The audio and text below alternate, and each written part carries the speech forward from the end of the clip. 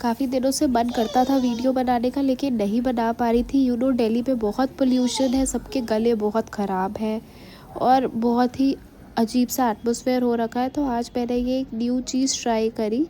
इसको हम cinnamon T कह सकते हैं। इसमें मैंने थोड़े फ्रेश जिंजर्स ऐड किए, सिनेमन स्टिक ऐड की, 2 कप पानी लिया। उसको तब तक हमें उबालना है जब तक वो 1 कप ना हो जाए। इसमें मैंने थोड़ा ज़्यादा बनाया था कि मैं थोड़ी देर में फिर ले लूँगी। तो स्ट्रेन करेंगे और मैंने तो ये ढक दिया था।